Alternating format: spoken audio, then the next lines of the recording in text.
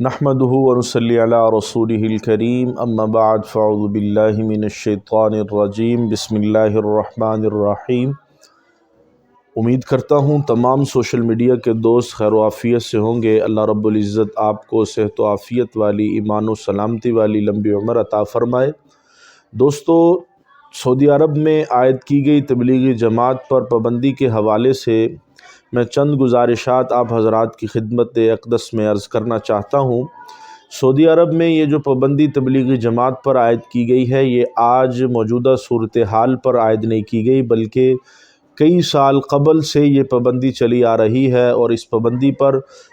تبلیغی جماعت کے بڑوں نے سعودی حکومت سے بات چیت بھی کی، اور اب جو موجودہ صورتحال پر پابندی لگائی گئی ہے، اس پر ہماری مولانا طاہر اشرفی صاحب جو کہ معاون خصوصی ہیں وزیر اعظم پاکستان کے مذہبی ہم آہنگی کے حوالے سے اور مشرق وسطیٰ کے حوالے سے ان سے بات چیت ہوئی، تو انہوں نے ہمیں بتایا کہ حکومت سعودیہ عرب نے اس بار جو پابندی عائد کی ہے وہ ان کی حکومت کے خلاف چند عناصر،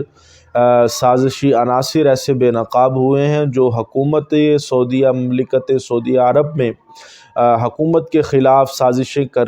کرنے پر بے نقاب ہوئے ہیں، اور حکومت نے اس پر پابندی، جماعت پر پابندی کا فیصلہ کیا ہے۔ اس حوالے سے انہوں نے یہ اقدامات اٹھائے ہیں، تو ہم یہ سمجھتے ہیں کہ سعودی عرب کا یہ اپنا معاملہ ہے، ذاتی معاملہ ہے، لیکن ہم یہ بات کہنا چاہتے ہیں کہ تبلیغی جماعت ایک ایسی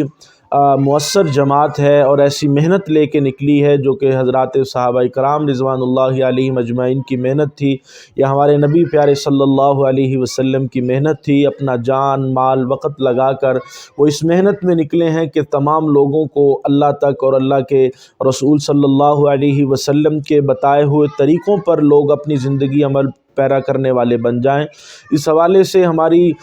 بڑی واضح طور پر یہ بات رہی ہے کہ تبلیغی جماعت ایک ایسی مؤثر جماعت ہے اور اپنا نیٹ ورک رکھتی ہے، مؤثر نیٹ ورک، ہزاروں ان کے مراکز ہیں اور کروڑوں کی تعداد میں لوگ ان کے ساتھ چلتے ہیں اور فالوور ہیں ان کے۔ اس حوالے سے مذہبی جماعت پر جو پابندی عائد کی گئی یہ سراسر بے بنیاد ہے۔